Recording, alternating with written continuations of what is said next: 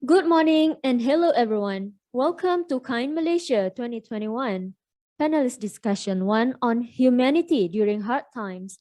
Thank you for joining us today and we hope you will stay until the end of this session. Ladies and gentlemen, Malaysia is enveloped in a health emergency that is exacting enormous medical and economic tolls upon humanity.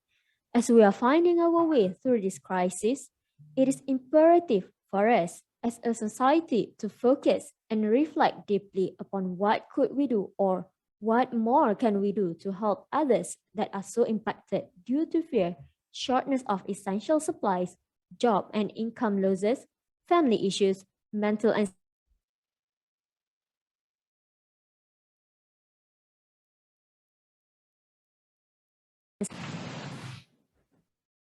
As we see with any crisis, COVID-19 is bringing out the best and the worst in people. However, the vast majority of people are demonstrating the best of humanity and giving real hope as we strive to bring an end to the pandemic. Their generosity of spirit, compassion, and kindness are reducing illness and relieving the suffering brought on by COVID-19. In today's time, Malaysia really needs people who are kind.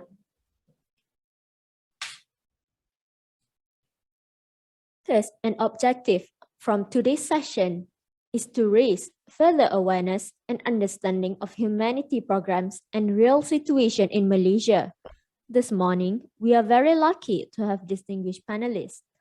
Firstly, we have Yang Berbahagia Tan Sri Lee Lam Thye, the chairman of Ecoworld Foundation, YDH SAC Nick Ezanee Muhammad Faizal, Criminal Investigation Department Chief of Selangor Police Contingent HQ, and Mr. Harith Iskander, the actor and comedian who is also a founder of Pertubuhan Harapan Amal Harith Iskander or the Hope Branch, and our moderator for today, Yang Berbahagia Datuk Seri Wong Star Media Group Advisor, who is an adjunct professor Faculty of Social Science and Humanities from UKM. As you noticed, interestingly, our distinguished panelists are coming from various backgrounds. This sharing of experience and real-life stories hopefully will inspire more individuals and companies to contribute towards supporting the deserving society. Ladies and gentlemen, to begin with, allow me to introduce our moderator for today's panel discussion with the topic, Humanity During Hard Times. Yang Berbahagia Datuk Seri Wong is the Group Advisor of the Star Media Group. He has extensive experience in the media industry. Over 30 years of his involvement in this field, he has won many prestigious journalism awards and recognition, including Best Journalist Award for News Features in National Press Institute for his investigative article on Malaysian terrorists and their arms training in Afghanistan. And he was also awarded the Lifetime Achievement Award for Leadership in Media Industry by the World Chinese Economic Forum in 2014. Datuk Seri Wong is a University Kebangsaan Malaysia alumnus, and due to his wealth of experience and knowledge, he is now an adjunct professor at UKM's Faculty of Social Science and Humanities. Datuk Seri Wong is a strong advocate of moderation, commonalities, and positive values for a well-balanced and sustainable society. A weekend columnist in The Star, on the beat and off the beat, many interesting stories, opinions, and views that he shares weekly. So, without further delay, allow me to hand over to Yang Berbahagia Datuk Seri Wong Chun Wai. Thank you. Good morning, Malaysia and followers from around the world who are watching this program. This is the first virtual Kind Malaysia conference of its kind, the first of its kind. And the raging COVID pandemic has obviously wrecked the health and economic systems of countries all around the world. Malaysia is no exception. But it has also put a tremendous strain on our non-governmental organizations, especially those handling welfare and charity groups. They're all in a fix because that profits and revenues from the corporate world, businesses has taken a beating. And the result is that the contributions from these companies have also put less money for these groups who are actually caregivers. They do a lot for society, and their job has also increased because of the tremendous need for assistance. But it has become much tougher. And joining us this morning are three distinguished guests, people who do work, and they are unsung heroes in some ways, but they have plenty to share with us. With us today, of course, is Tan Sri Thye, who needs no introduction. He does a lot of charity work. He is known as the former MP for Bandar Kuala Lumpur and, of course, Bukit Bintang. None of his successors have been able to match his record. And he is currently the chairman of the Ecoworld Foundation and the chairman of the Alliance for Safe Community. He had previously served as chairman of the National Institute of Occupational Safety and Health, or NIOSH. He was also vice chairman of the Malaysian Crime Foundation and chairman of the National Service Training Council. He was also a former member of the Malaysian Human Rights Commission. And of course, we have with us Mr. Harith Iskander. He's acknowledged as the godfather of stand-up comedy in Malaysia. He has reinvented himself as a leader and spokesperson for social good. His NGO is now well known as the Hope Branch. Those of us who follow the social media will find that much of his work and his activities are recorded over there, and really enjoy watching what he's doing. It's really a great pleasure, and actually something that we should all praise him for what he's doing. And he has gone on the ground for almost 2 years, reaching out to communities who have been most affected by the pandemic and the lockdown. His live online talk show, What's Going On in Malaysia, has attracted the attention of Malaysian public, millions of them, with his insightful and probing interviews with current thought and political leaders. And of course, we have with us someone who can give us a special insight of a different kind, a new perspective on what it's like to be compassionate and at the same time to implement and carry out enforcement and laws. We have with us SAC Nick Ezanee Muhammad Faizal, the officer in charge of criminal investigation, the Selangor Police Contingent HQ, a police officer who is very much known with love, humanity, and empathy behind his position as the boss of the CID in Selangor. He has strong principles and is mission-oriented. Nick Ezanee has been in service with the Royal Malaysian Police Force since 2006. Prior to serving the country, he has worked in the USA and in Vietnam in private companies. One good deed a day, that is his motto, and he keeps that dear to his heart and has developed him with such a personality. Okay, we will start the conversation this morning talking about how the pandemic has affected the strain of the various NGOs, and how these challenges, the lack of financial support, because many of these companies has been affected in their own ways, has their coffers taken a beating. We'd like to start off with Tan Sri Thye, Harith Iskander, and of course that Tuan Ezanee will then give us his own perspective. Tan Sri, we'll start off with you. Can you share with us the work they are doing and the Ecoworld Foundation, which has been part of your life, please? Yes, I think let me begin by first thanking the organizer for inviting me to this panel discussion on humanity during difficult times. And I'm indeed very honored to be able to share this platform with my friends here, Tuan Ezanee, and also today is Harith Iskander. Now, I think basically, what is important to me is the fact that this panel will certainly be able to share our perspective views on how we approach this subject of humanity in difficult times. Now, I have been involved, I think, with the welfare work, I think for almost, close to 50 years, Yeah. I remember I started off, as a very young, as a Wakil Rakyat, elected representative at the age of 24. And of course, during those days, even when I was in politics, I was very much involved in social and community service.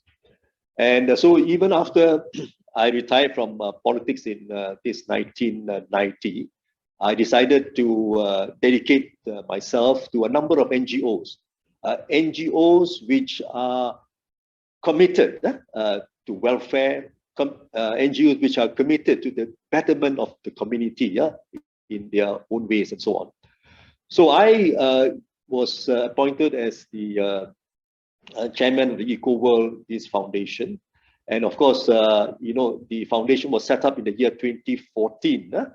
And I was the one who actually, brought it about. I got the foundation, this started. And of course, as far as the foundation is concerned, it is actually what I would describe as helping to discharge the corporate social responsibility of Ecoworld Development Group Berhad. And Ecoworld, as you all know, is development a company which has been in existence for some years. Now, what I found more interesting is the fact that through the Ecoworld Foundation, we were able to assist those who are needy, those who are really in genuine need of help. And of course, what we did was that the first thing we wanted to do was for education, because we believe that education is a very important investment. And we wanted to invest in the young children, kids, school kids who maybe have financial difficulties, have financial problems. And this is where we feel that education is so important that no one should be denied the right to education. And that is the reason why when we came in, we were approached by so many parents, we were approached by schools and all. So every year we ended up with having to support 3,000 poor students from this primary one right up to the secondary, to the Form 5. And with that 3,000 students in mind, I think it is not easy, because we need to raise funds to be able to launch and to implement the Students' Aid program. So every year, we went back to the company, to Ecoworld, and we asked Ecoworld, can you kindly assist us, because we need the funds to support these 3,000 students. And every year we managed to do a fundraising. And every year we managed to, during the good times, of course not now, during the good times, that was well before COVID, we managed to raise about 4 to 5 million every year through the company, through the business associates of Ecoworld. We were able to raise that amount of funds to enable us to discharge our corporate social responsibility to help all these poor and deserving students, numbering, I mentioned again, 3,000. And they come from 8 states all over Malaysia. So this was something that we focus on, because, as I said, education is very important, and we want to make sure that those poor students will not be denied educational opportunities. And we were happy to say that we were managed to even ensure that those who excelled in the studies, we even managed to bring them to the tertiary level, and we managed to even fund them when they went to the universities until they just graduated. So this is something which Ecoworld Foundation has been doing. And as I said, being the chairman, I work with my team, and we are indeed very happy that we were able to do it so well. But of course, when this COVID-19 came, we were very badly hit, in the sense that the company, the business associates, who are many, the contractors, the bankers, the architects, and all those who are involved in the construction, the business, they were not able to assist us. So since 2020, in fact, for the last 3 years, Chun, why we were not able to raise any funds. So but we managed to manage it, in our own way. We managed to even to cut costs here and there, to minimize costs in order to save some money to enable us to continue with the program. That's what May I follow up with a follow-up question? Yeah. Obviously, that the focus of the Ecoworld is on the education. As you said, we have 3,000 students in the support system. In the pandemic situation that we have in, many of the schools of physical school classes have been postponed, and the students have got to go online. And many of these students who come from poor background cannot afford the laptop and cannot afford the tablets on the iPad. Did Ecoworld foresee this problem faced by the students, and how can Ecoworld help them in this current predicament? I think, to be very honest, we did not foresee this. That the students will have to stay away from schools. They have to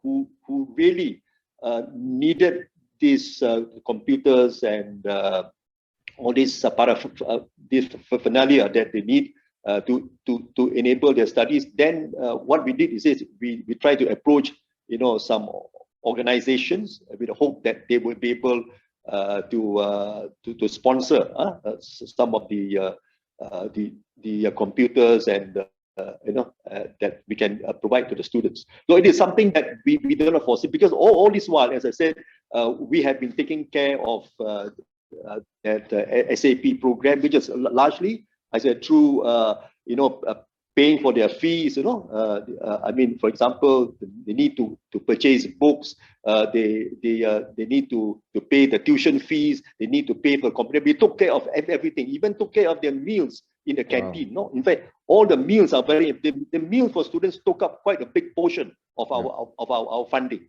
So anyway, that was what we managed to do. But in view of the present situation, where, as I said, we really do not know when the students are able to go back to school.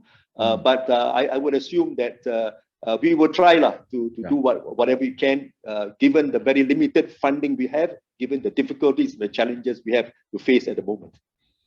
Harith, Tan Sri Thye share his experiences and difficulties, and he's backed by a public listed company. In your case, you're a one-man show. What is your problem? Must be even bigger. Can you share with us? Assalamualaikum. Well, not exactly a one-man show. The whole branch was started by my wife and myself, Dr. Jasmine Lim and myself. And we of course, we actually only started in March 2020, up to the beginning of the pandemic. So by this point, it's almost 2 years. But definitely not a one-man show. We have a great team of staff and volunteers as well. And we rely on, number one, our own funds, friends, family, and then the society from public, who have been very, very generous, contributing, responding to our call, as well as certain corporates as well have began to step up and approach us, and we approach them just to deal with different smaller projects and fundraising that we've been needing to do. But at the end of the day, definitely not a one-man show. The hashtag Kita Jaga Kita has become, if you just really look at the whole meaning of it, for me, memang it's become really something where Malaysians really have stepped forward. Not just Malaysians, even the people who are not Malaysians but living within our country have really stepped up to really support each other. And that is, for me, a real eye-opener, and it's a real, it's heartwarming to see, because kindness has really come to the fore, come to the front, where people on a daily basis are helping each other. So yeah, I'm very glad and honored to be part of this whole event, this whole morning, afternoon as well. But it's definitely it's not a one-man show. Corporates like Ecoworld have stepped up as well. Individuals have stepped up as well, and it's showing up the best, at times the worst, but many times the best of Malaysia and Malaysians. And I'm really heartwarming to see that. Harith, when you crisscross Malaysia, helping up poor Malaysians, what do you find? Have you found out what do these underprivileged Malaysians, what do they need the most? Because many of the NGOs and care groups are giving out a lot of food. But from your experience, what do these groups need most? Okay. Food is one thing, yes, and I think many Malaysians have stepped forward and stepped up, especially since the Bendera Putih movement or gathered some attention. But in my personal opinion, what I've noticed, especially during MCO 3.0 towards middle of this year onwards, is we're going past that. We're getting into the stage where people, what they need most is living expenses, rent, utilities, living expenses. Kalau dulu, if you didn't have something to eat, there was always some way of finding someone, or someone could find you to give you food. But if you have a home and you have family, you have anak, you have parents, and you're unable to pay the rent, the options of food, do you use your money to buy your food for your children and your parents, or do you pay the rent? Because if you don't pay the rent, you may get thrown out, and ending up on the street is literally unthinkable for majority of Malaysians, and it's beginning to happen now. We are getting, from the whole branch, we're getting more and more requests. Bang, kita belum bayar sewa 3 bulan. We are on our last moment. Our landlord's going to throw us out.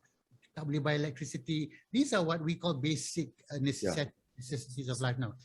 A home, a house, a roof over your head, electricity, air, internet, and internet is as important as all those the rest that I mentioned. So right now, what we are seeing is a real struggle from what I would call, not to say poor people, I won't use the word poor, it's just people who lost their job, taken a income cut. And we're not talking about individuals. Let's say a family, even if one parent in a two-parent household family loses their job, and the other one takes a 30% pay cut, your normal expenses are below. And then that becomes a real issue. So at the moment, that is what the whole branch is beginning to focus more on. How do we keep those people from falling through the cracks? Daripada ada rumah, ada roof over their head, to not having one.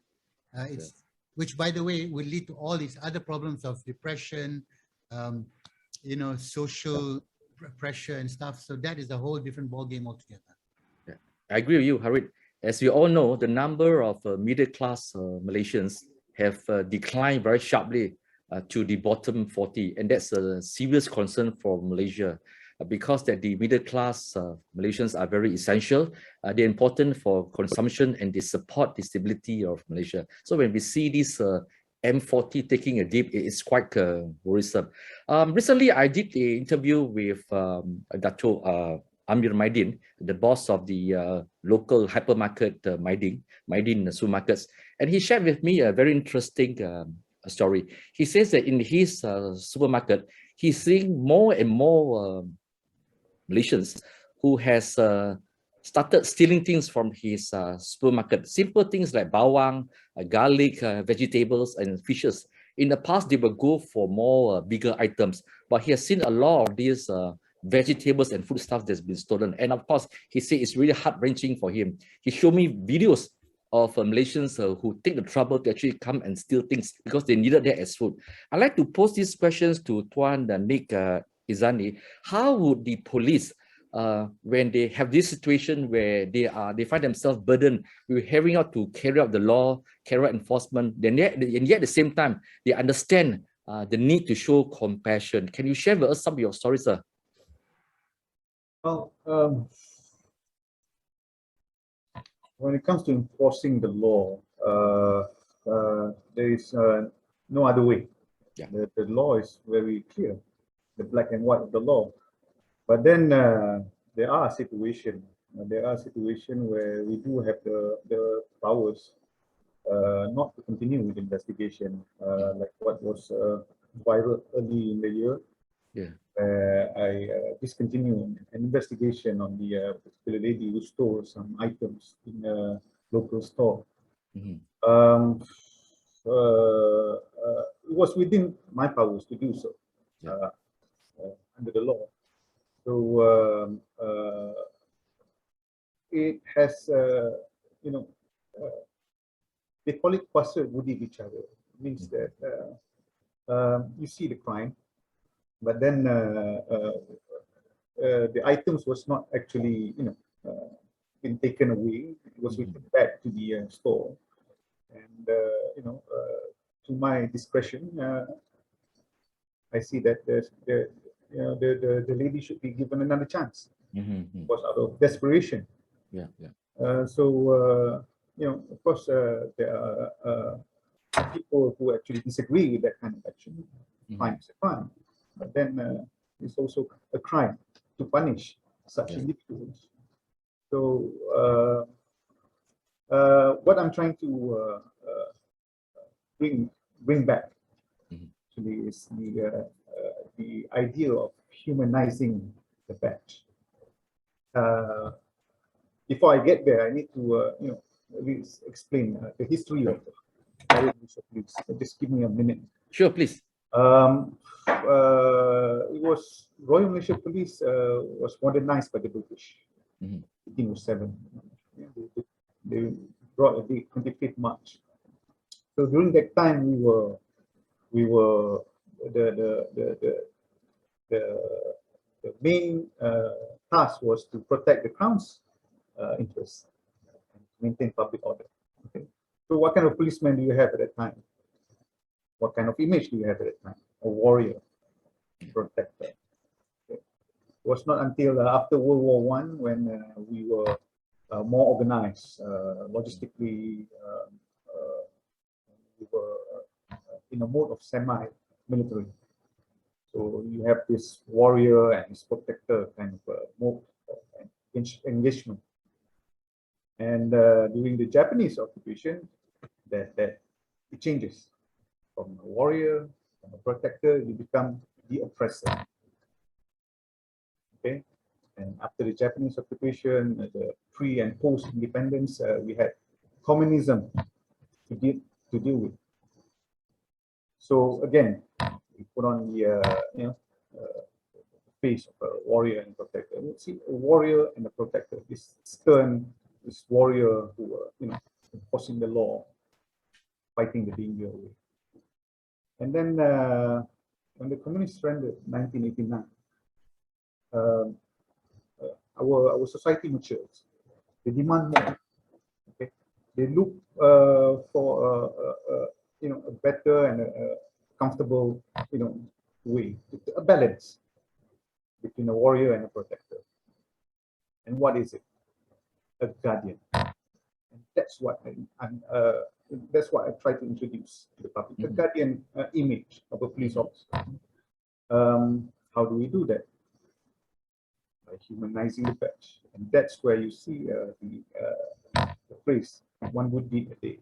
See, PDRM, we have a lot of success every day. Pedophile being arrested, drug being seized, gangsters being put in lockups and all that. We have constant success work-wise. But what actually catches the people's heart? A certain kindness that you do. And if you notice throughout last year, what we did in PJ, it actually brings the people, over 1 million residents in PJ together, joining hand in hand with the police, in helping us fighting the pandemic. So it actually works. You actually, when you have that compassion, when you empathize with the society, they will, in return, will empathize with us. Whatever setbacks that we have and all that, and they will with us. And I thank you for that. Tuan Ezanee, how do you instill this spirit of one good deed a day onto your staff? How do you do that to your fellow policemen? How do they how do you put in this buy-in for them? Oh, that's tough. Well, I do it first. Okay. I do. There was, for example, there's a story. See, when I first joined the force, I was an investigation officer, focusing more on narcotic cases. So part of my daily routine is to check the workers. And check the lockups doesn't mean I check whether their remands up to date or whether they are behaving in the lockups and all that. But I do check on their well-being. If they're sick, some of the drug addicts, sometimes they have these withdrawal symptoms and all that. So it was my routine during my younger days in the force. What I did in PJ, there's one time we arrested an Indonesian who was arrested because SOP non-compliance.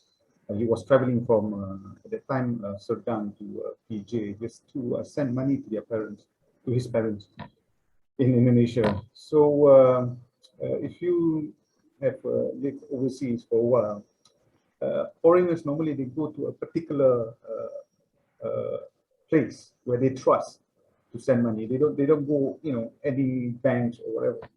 So he was arrested, and I happened to check the lockup that day. He was wearing a mask, and I saw the mask was wet. I was like, "Why are you crying?" My wife and my 4 children is at home. Nobody's sending them food. I was on the way home to send them food. And immediately, we sent whatever necessary. I instructed one of my officers. She went, and of course, after 1 hour or so, she called me back crying. You know what she said? Now I understand what you tried. That's how I convinced her. Yeah. Why can I? Sure, please. Yeah, I think what has been pointed out by Tuan Ezanee is one very important aspect, and that is law enforcement must also be tempered with the compassion.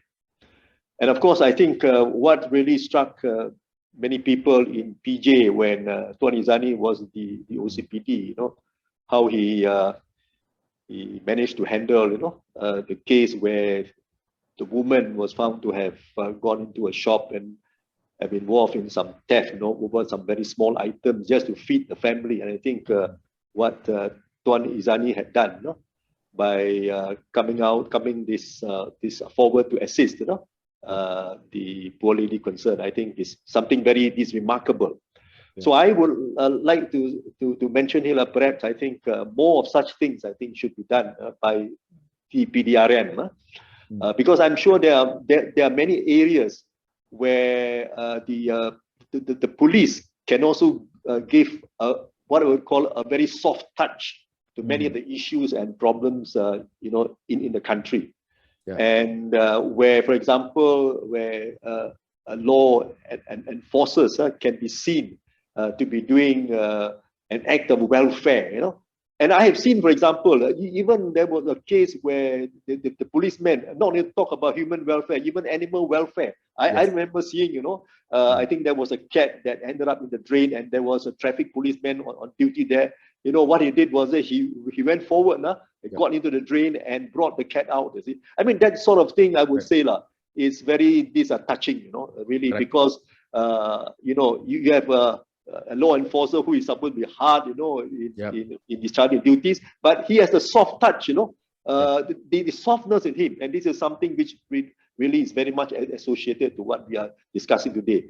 And I think with regard to Harith Iskander saying that you know, people who are without housing, without accommodation, I think that is something also, it's something that is of immense concern to many.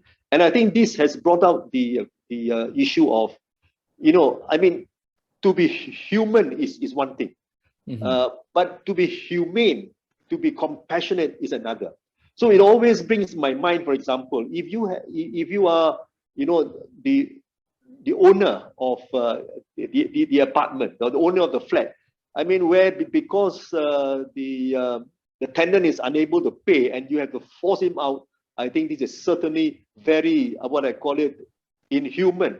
It is certainly not humane, and it is certainly not compassionate. And I think this is where I would say this is the time for all of us to infuse this idea of kindness into everybody. And that's why I'm very happy that the organizer has done this program today to impress upon all Malaysians why it is necessary for us to be kind, to be seen to be kind. This is very important. I'm sure kindness is something that we can help to promote, we can help to educate the people and to make them realize that after we have gone through so much problems with the trauma, with COVID and all that, the worst times, that we have ever faced, this is the time for kindness to be shown by everyone. So this is what I really want to emphasize. Yeah. Thank you, Tan Sri. I have a question from Mr. Sangka Kanagaranam for Tuan Ezanee. He says that since the pandemic, many have lost their jobs. Crime rate have increased. Can the Royal Police handle them? And has crime rate actually increased as the economy gets worse? Tuan, can I have your response to that? Due to the pandemic and due to the MCO, there were less movement. So there's less movement on the streets. Of course, the crime went down. But I do not, but I foresee due to the economic problems that there might be a chance for it to go up sometime in the near future. So we are there. We are there to get ready.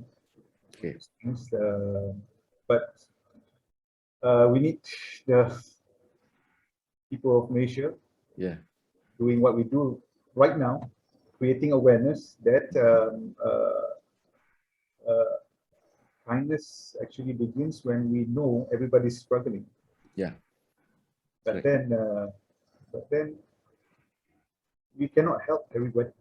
Yeah. But everybody can at least help someone. Correct. So, Harith, how can individual Malaysians, for example, help you in your work? What would you want from individual Malaysians, not just corporate, but individually? How can they participate and support your Hope branch? What would you want from us? Thank you. Actually, I mean, not just help the whole branch. I think it's up to every individual Malaysian to help. Like SAC and Ezanee said just now, we can't help everybody, but everybody has the ability to help someone. Now, okay, so the whole branch will go out on a weekly basis or a daily basis, katakan give out 1,000 meals, or recently pay the rent for. Okay, I'll give you a small example. Let's say someone comes. I met a gentleman in Temerloh who he's a single father, anak 7. And he's a lorry driver. He wants to work. He wants to drive his lorry. Tak ada kerja. And I asked him, so how can we help you? He's talking about makan and food and rent. So I said, how much is your rent? He said 300 ringgit. So right now, when he gets 300 ringgit, he's thinking, do I pay my rent or do I feed my 7 children? And that is the dilemma he has to go through. So we very quickly said, okay, here's a little bit of money to take that burden off your mind for now. Now, I don't think everyone has the ability to say, okay, here is to this person 300 ringgit a month or 1,000 ringgit a month for your rent. Not every one person can do that. But what if 10 people got together? Hey, 10 of you, you boleh tak bagi 100 ringgit a month? Boleh, I can manage that. So 10 people can make a difference to one person who has 7 children. You see what I'm saying here? So if you ask the question, how can individuals help the whole branch? Yes, you can help the whole branch just by understanding that you don't need to pull out $1,000 a month. You don't need to pull out $500 a month.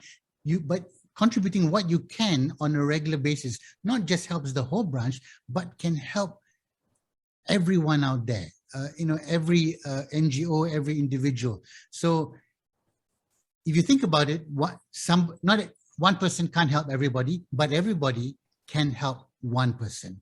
So if you think about it that way, if people can start seeing that, you know what, no matter how bad I have it, memang ada somebody out there who has it worse.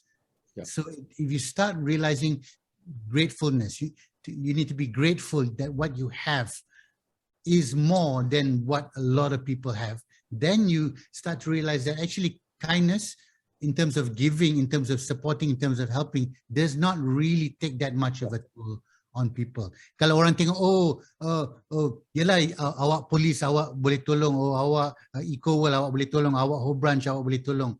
Yes, we boleh, but you also just have to look next door, look outside your home, look outside the road. How can you help one person? Yeah. And then if everybody helps one person, that takes the burden off the whole branch slightly, or Ecoworld, or even the police slightly. So, you know, it is a matter about literally everyone supporting each other. And the more that happens, the less burden many of us will feel. So that's just, you know, how I look at things. Harith, I want to have a general question for this all the three gentlemen. The Bendera Putih campaign started off with a bang. It was debated. Politicians give their comments. The press highlighted it. But to my perception, I could be wrong. Has the momentum sort of died down? Harith, what is your impression on this? The momentum publicly may have died down, but the need of the people out there is rising. Okay. So, like anything, anything has its moment on social media. Tapi if you go out on the streets, and I'm sure Ezanee will tell you this as well, if you are there out there, there's no way you're not going to bump into someone who needs, and the need has risen. For example, the whole branch, our phone number, we get calls not just from KL, we get calls from Sarawak, from Perlis, from Kedah, from Johor, everywhere. And we have to reach out to people who, you know, we have contacts there who can help in Sarawak and Sabah, etc. It's, the need is growing, and this is not salah siapa. You cannot just only salah what are the government doing, or what are the district officer doing, or what you can spend your time doing that, but you can also spend your time saying, how can I help? How can I support? How can I make a difference? Because at the end of the day, if you just complain, what are they doing? What are they doing? Yeah, you can do that for a moment, and that's important, but what can you do? Okay, what can you do? So my appeal out there to everybody who's watching, what can you do? Because the need, the Bendera Putih buzz may publicly have gone down, but I can tell you for now, the need has not gone down, and in fact is rising. Tan Sri, you are involved in many organizations. It's not just Ecoworld, but yeah, I mean, it's not just education that you have been passionate about. You have written many books about humanitarian and helping people. I'm sure a lot of people come and see you for help. How have you been dealing with these calls for help? Well, the thing is this, there is one NGO which I set up just sometime this last year. That is the Alliance for Safe Community, or in Malay it's called Ikatan Community Selamat. Now, that is actually one NGO which I managed to bring in a lot of these professionals. Of course, basically, the NGO was, the purpose was, of course, to share knowledge, experience, and also to create awareness on the need to improve all aspects of health and safety at the community level. Or in other words, to help to communitize safety and health. You know, this is something we want to do. But because of the COVID, you know, we had to do something more than that. And in fact, I was approached, you know, as a chairman of that Ikatan Community Selamat by you know, servicemen, no, ex-servicemen who actually asked for help. No? What I did was this: I managed to get my executive council members to meet, and we decided that we should do something, you know, also for COVID, although this is actually not in line with the primary objective of Ikatan Community Selamat.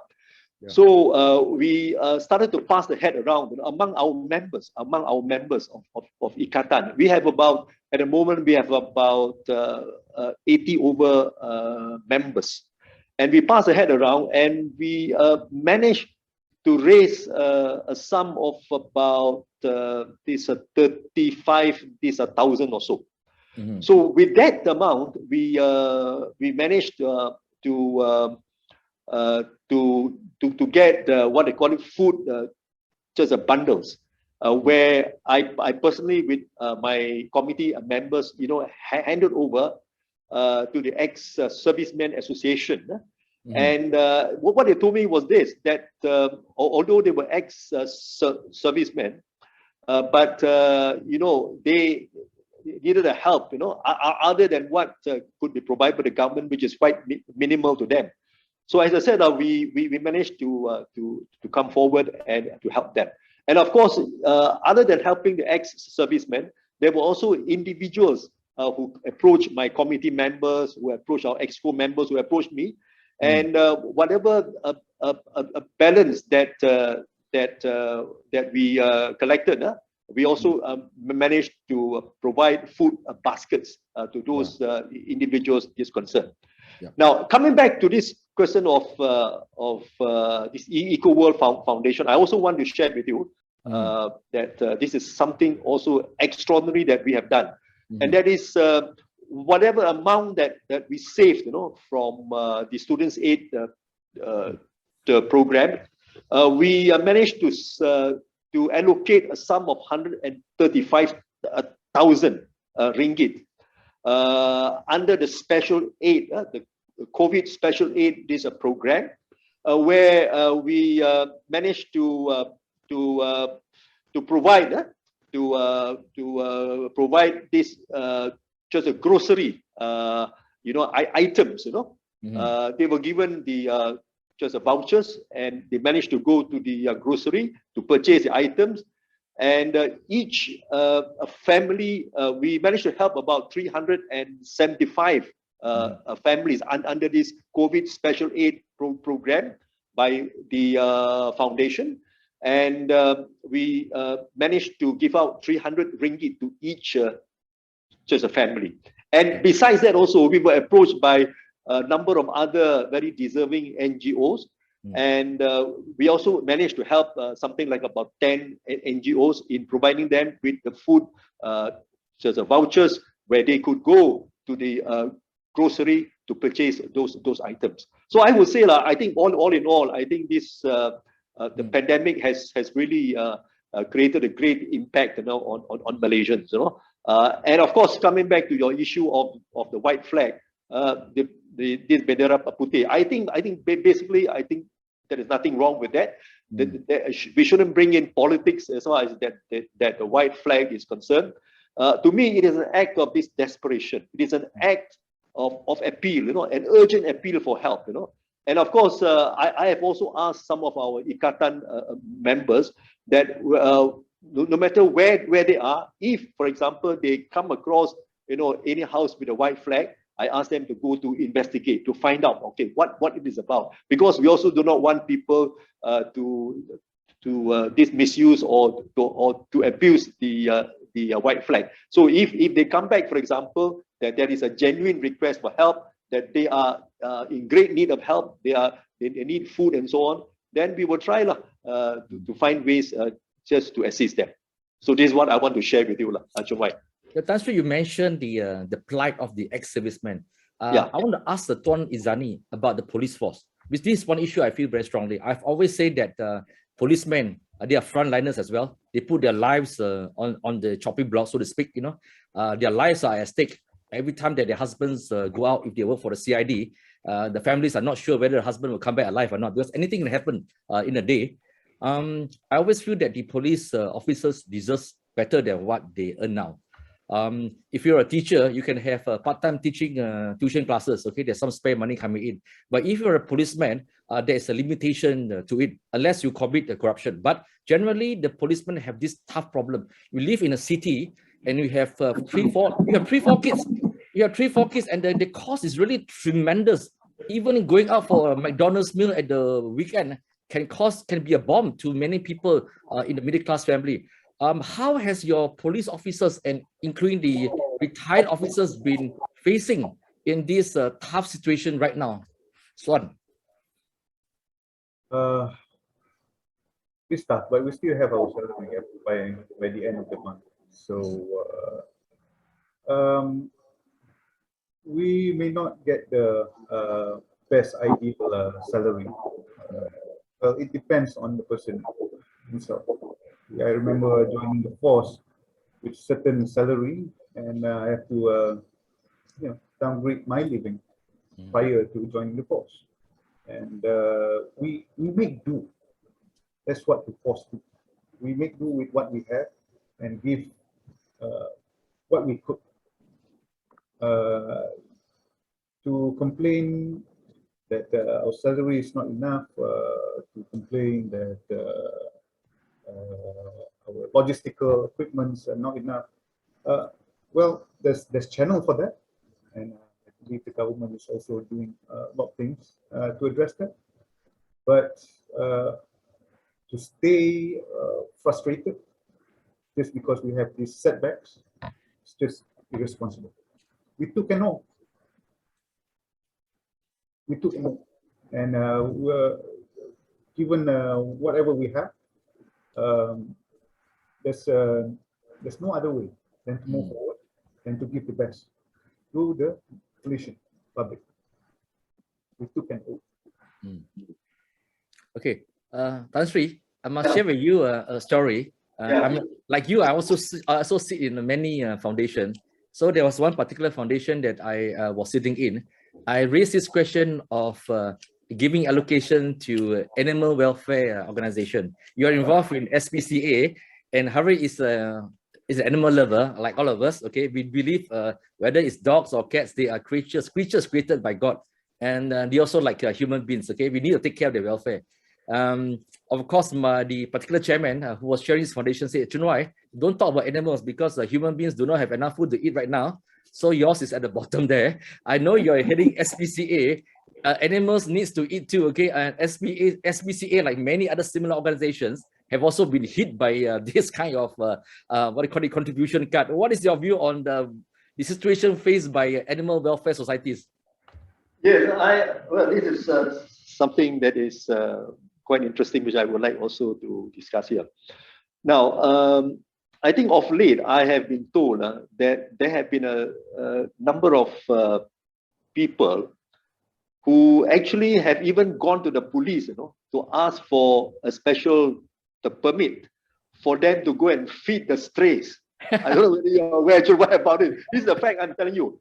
And Tuan Ezanee will be able to answer that. In my time in PJ, it wasn't much of a feeding the cats on the streets, but it's to neuter the cats. I guess something's wrong with that, so I didn't approve. But this somehow or other, I think due to COVID, I think the number of strays, have increased, and there are a number of good Samaritans, who really take the trouble, to provide the food, to go and feed the strays and so on.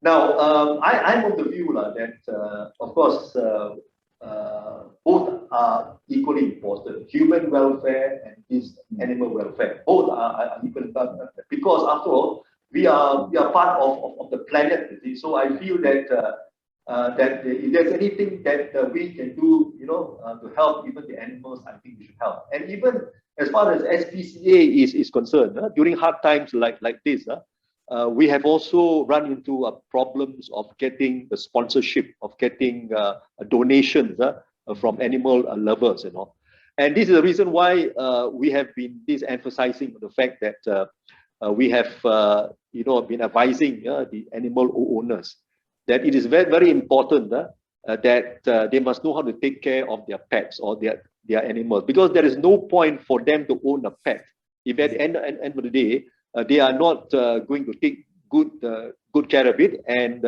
when it comes to a very troublesome situation, they even go and dump the animals in some remote places and so on. And this is very, I would say, is very inhuman. And these are the things that have happened, as far as I know. So as far as the SPCA is concerned, as I said, number one, I said, we are now educating, a lot with regard to the animal owners, with regard to the Animal Welfare Act, an act that was passed in Parliament. And under the Animal Welfare Act, well, as I said, the police have a role. For example, if there are complaints against animal abuse and so on, people can lodge a report to the police, or they can lodge a report to this veterinary department. I think for action to be taken and investigation to be carried out, and eventually, I mean, the culprits concerned can be brought to the court, and so on.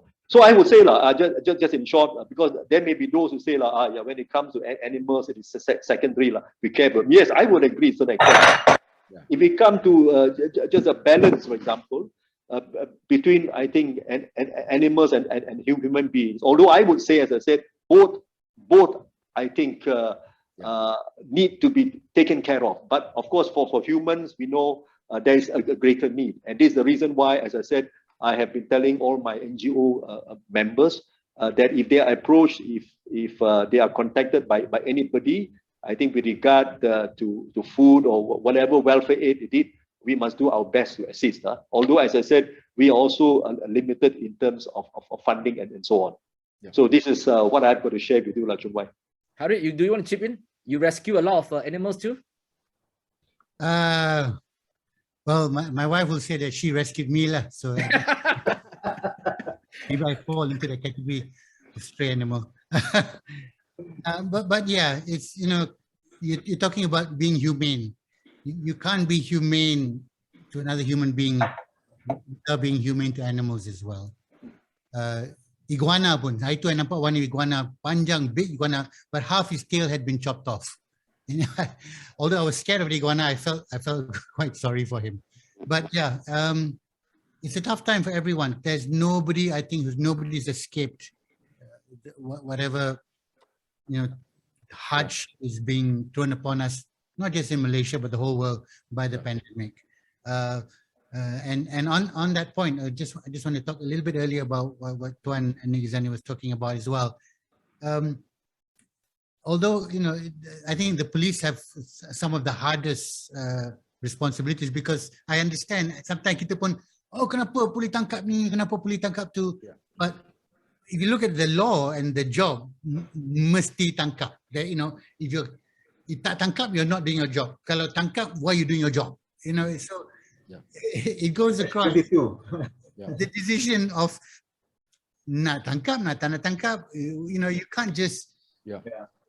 It's everyone has a tough job, but I think the police sometimes, in this case, has some of the toughest, because the part yang kena tangkap, and it may seem like a small matter, is the one that gets the most social media coverage. Yeah. Kenapa tangkap this person in charge? He's only a hawker. That's the post that meletup online, and then the whole police force kena hantam, the whole police force kena bantai. Or even in that case when there were some certain district officers who were abusing a dog. Yelah, memang semua DBKL, district office, MPPJ, Subang Jaya, semua macam tu. Yeah, it's easy to say, but it's not really a fact. So, when it comes to humanity, at the same time with being humane to others and animals as well, we need to consider responsibility, and 90% of people are just trying to do their job, and the 10% that go past the line are the ones that get all the social media coverage. But as you were talking about animals, my wife had said, but the animals need to eat too, and yes, they do. They do, which I'm looking forward to bringing my kids to Zoo Negara, and I know they're facing tough times as well. So yeah, there's no one-stop easy answer for all of this. Harith, please listen to your wife more, Dr. Jasmine. She speaks, she has plenty of wisdom. All right, I want to move on to another conversation. This is a crisis which is affecting many Malaysians because of the COVID-19 pandemic. We talk about finance, we talk about people losing their jobs, but actually mental health is a serious problem. I mean, the five of us are not psychiatrists or psychologists, but seriously, mental health issues has reached a crisis proportion in Malaysia. The number of calls to the befrienders has tripled. Number of people who try to commit suicide has also increased tremendously. There are enough records and numbers to show. And there was one particular airline company. They started a apps for its crew and staff to say that if you have any problems affecting you, the loss of jobs, the loss of money, pay cuts have also obviously affect you. You have anxiety problems, you cannot sleep at night, you're worried, people chasing you for money. And in this particular app that was set up by this airline company, the minute it was set up, it received 2,500 calls for help. So that's how serious mental health is. But it is not been given the kind of attention in Malaysia. Can I hear from any one of you, your thoughts on this? How has mental health issues affected the Malaysia? Anyone, please? Well, Datuk Sri, Tan Sri, if I may, Tan Sri. Yeah. That's how I get to know Tan Sri in the first place, Defenders. Last year, when Kenny from Defenders called me, you remember last year during the first MCO, there's no tele services are allowed. So Kenny called me and said that he got a number of volunteers that need to be in the office to handle all these of their clients. See, these are the clients who has psychological, who need psychological help, or need someone to talk to because they are feeling depressed and all that. So my office was just next door, so I just dropped by. And can you explain what was going on? So I decided to approve the travel for the volunteers, knowing well that once you restrict people from moving around or confined to a certain, to their home even, there will be stress. There will be some sort of a effect to their livelihood and all that. And this we can see from the rise of domestic violence cases, at least in Selangor, tremendously. And I've been supporting Defenders, and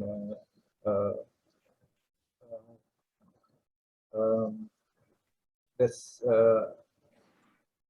it. I mean, it's really it's really bad to see all the crimes that started from this psychological stress and all that. So, Harith, yeah, I was going to say, okay, cuba bayangkan in what we call normal times, where you know, let's say you are someone who has a job, you've had a job your whole life, you know, there are ups and downs, but you are able to take care of your family or yourself. And then comes this pandemic, you lose your job, your family loses the job, and then you are faced with the choice: do I, let's say, rob or steal from this person yang nampaknya ada duit or tak ada more duit than me to save my kid? And mentally, you then move into a different realm of, there are those people who just mentally will say, no, I could never do that, but then will drop to depression. There are those who will say, you know what, lantak lah, I'll just do that because my baby is starving. And then they cause some harm and save the baby. Tapi in their mind, in their heart, in their soul, it's like, for the betterment of my baby. So you can see the line where a lot of people are being forced to that line of, do I commit this crime or do I fall into depression, or do I commit a crime and get depressed about it? So we are dealing with a whole new level of, and once again, like you said, we are not experts in this field. We are a level of where people are then forced to make a choice, which in normal times, their whole life, they never need to make that choice. I can't even imagine what choice I would make if my kids were starving. What choice would I make? You know, I can't even put myself there. So it's a very difficult and situation which I think needs a whole different group of people to really study this, because we're talking about this issue. It's not going to end tomorrow. It will the effects of that will carry on. I do not want to see my city, because as you know, there are some cities you go to in Colombia or Peru where around, hey bro, just whatever you do, do not walk down that street. I don't care, just don't, because that community will just grab everything off you. From right now in Malaysia at this moment, why I love Malaysia is I think I can walk anywhere and kind of not have that. I don't want anywhere in Malaysia to come to the point where someone will say, bro, don't walk down that street, because it doesn't matter who you are, something will happen to you. So there is a possibility we may end there. My hope that Malaysia, we don't ever get there. Thye? Thye, I think you can't be wrong when you say that mental health has become a very critical issue. In fact, I would say in many ways, I think arising from this to COVID, mental health is now in a crisis. Even before COVID, I think a lot has been discussed, a lot has been reported with regard to the need for a good mental health, whether it is at home, whether it is at the workplace, or whether you are, this anywhere. Now, as I said, as far as this mental health issue is concerned, I have given some help in the sense that, I'm also happen to be a patron of these befrienders, and that was how I got in touch with Tuan Ezanee when I contacted him to consider an application for the volunteers of these befrienders to be at the office. But of course, later on he explained that they had to work from home and so on. But the important thing is this: I managed to bring the police together, bring Tuan Ezanee to have a better understanding and appreciation of the role of befrienders Kuala Lumpur. And of course, I think befrienders is now doing a fantastic job. I think every day they receive a minimum of about 150 calls a day. Wow. Yeah, I think 150 calls a day. And then the most serious cases are, of course, those who are really suffering from depression to the extent that they say that they just want to end their life. They want to commit this suicide, and this is a serious part. Of course, domestic violence, I think it is one issue, just because of the fact that they cannot manage their stress at home, especially because of the MCO and so on. They're all locked up at home and so on. But I think the more important issue is those who have come to a point where they say that, there is no point for me to exist.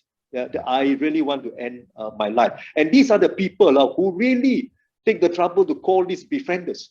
And from what I've gathered, we have managed, as I said, to help numerous cases, because we have got people who are trained, in handling this kind of cases.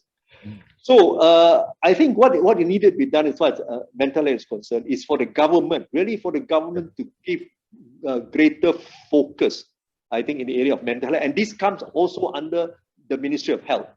Now, in the Ministry of Health, I think they have this set up, what they call it, an advisory, panel of experts. They bring in the psychiatrists, the psychologists.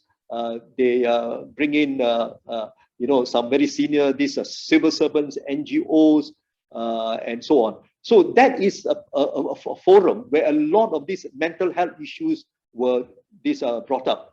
And I must say here that what we lack at the moment is actually the question of helping to beef up the mental health unit in the Ministry of Health. Because I think they are, in the first place, I think they are very short-handed. They are very short-handed.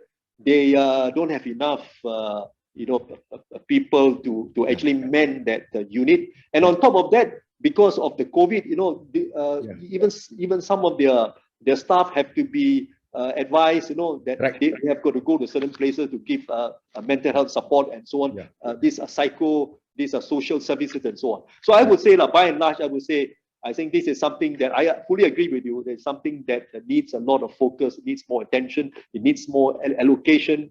The department needs to beef up, because I think when they talk in terms of post-COVID, I think mental health issue will loom larger and larger, I think, just before us.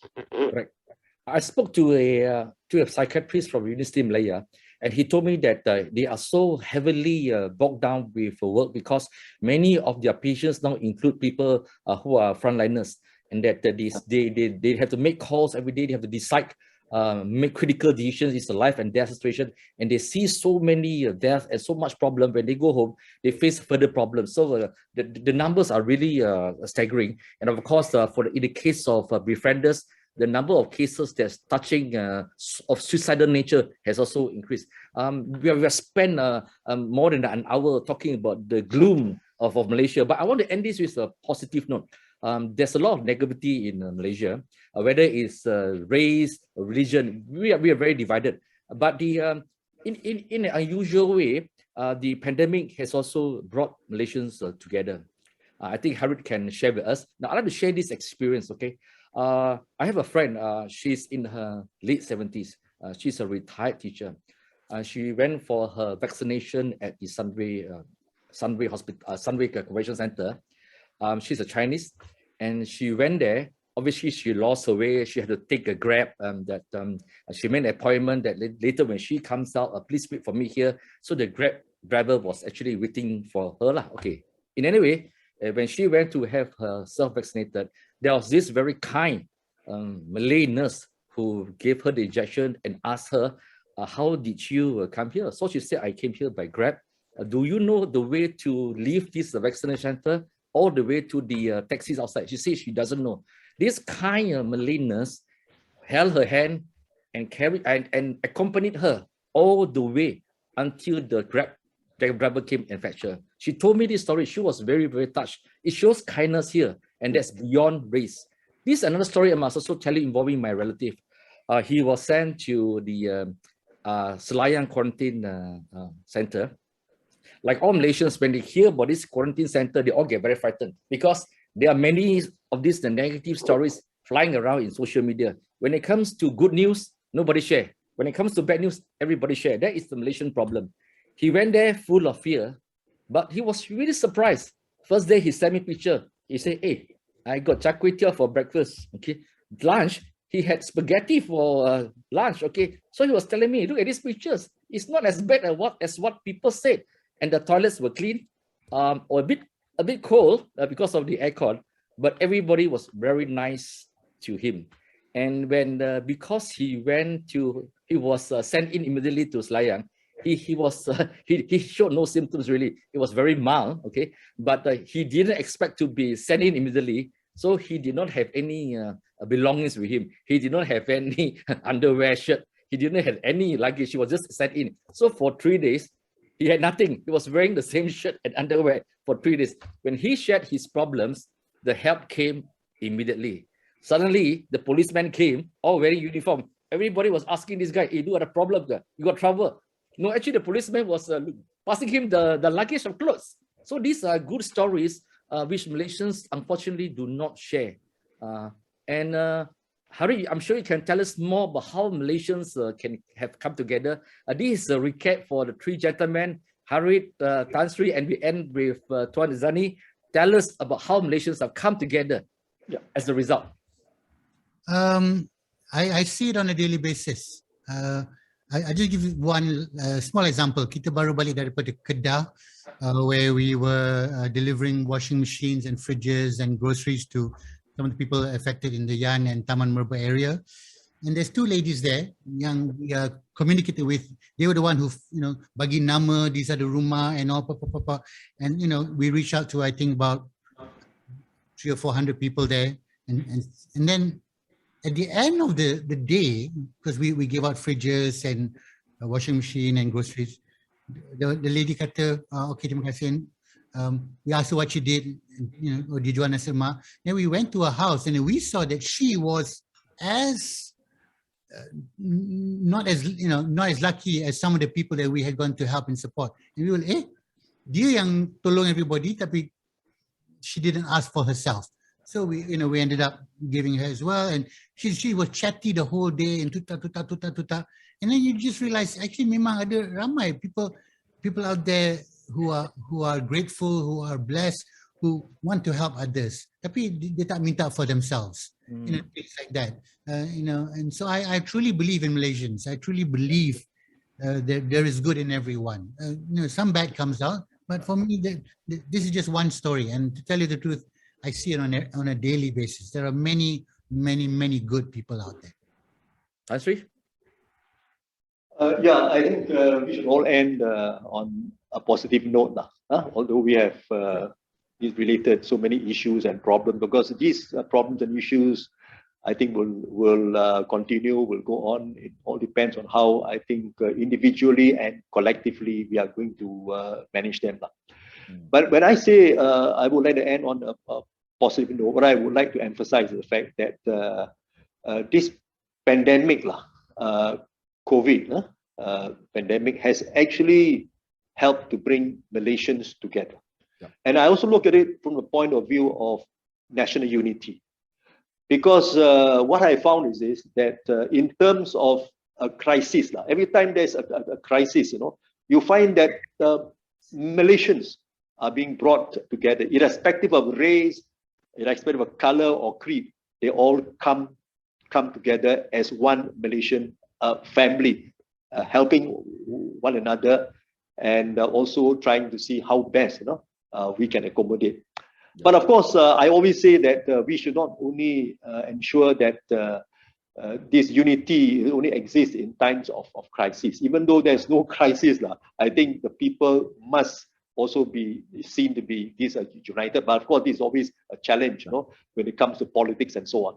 So I think what I would like to end up saying is this, that after having participated in this discussion for almost about 1.5 hours, what has come to my mind is this, that we must do our part. We must do our part individually or collectively, not only to preach humanity, but what is more important, to put humanity into practice through our actions and our deeds. That's one point I'm going to make. Yeah. Number two, I think we must always show this kindness. And being kind doesn't cost us, anything. But it will bring us what I would describe as immeasurable value to all the recipients. For example, kindness can be expressed by even this lending a year. Not necessarily that we have to go out, to come up with money, we have to make donations. Not necessary. Kindness can be expressed even by this giving our ears to listen to a problem. Be sympathetic, to the person who is suffering. Showing a kind, just a gesture. Yeah. By giving a compliment or by saying a kind word. I think these are the things that we can do to spread this kindness. And my final word is this, Chun. Yeah. I think let us together, all Malaysians, let us work together to ensure that we make kindness contagious. I use the word contagious. Let the word kindness be contagious so that it will spread all over, and that will drive home a very important message. Thank you. Thank you. Ezanee, your last call is yours. All right. Well, being a cop, I couldn't help but noticing that we actually live in an imperfect world. Yeah. Okay, there's always issues going on: poverty, hunger, pandemic. Okay. But we walk out of our homes. We have a choice. Every day we have a choice. We can choose between anger or love. We can choose between division or unity. We can choose between frustration or hope. We can choose between selfishness or giving. And we can also turn and look the other way or showing. So sometimes it is hard. Sometimes very hard, because the world today is complex. Choose kindness, and the choice will be easy. I personally, with all that's going on, why not rise and inspire others. That's all we can do. Thank you, Tuan Ezanee, Tan Sri Thye, and of course, my friend Harith Iskander, and to all followers who are watching this program. Thank you for spending time to listen to this panel of panelists who have shared their views and experiences with us. Please stay safe, and please, as in the words of Tan Sri Thye, that we must have kindness, spread this around. Thank you, and good afternoon, and bye-bye. Take care. Thank you. Bye. Thank you.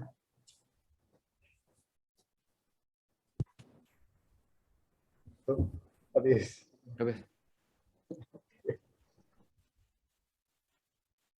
Thank you, Datuk Seri Wong and all the panelists. That was indeed an interesting and thought-provoking discussion brought up by our panelists. I hope you have gained benefits and some insights regarding our topic today. Before I end the session, I would like to remind everyone to stay online on the Kind Malaysia 2021 virtual platform and visit all the participating organizations. Do not forget to interact with the representative by contacting them through the button displayed on their booth. I'm also inviting all of you here to participate on the panel discussion too, scheduled tomorrow at 10 a.m. to 11:30 a.m., titled Corporate's Role During Crisis. Don't forget to watch the presentation from these organizations happening throughout the event day. You may refer to the overall program schedule as prepared in the virtual platform. Take a screenshot or photoshoot of your moments with Kind Malaysia and tag us on social media at Facebook, Instagram, and Twitter. And with that, I would like to end this session. Till then, stay safe and please take care.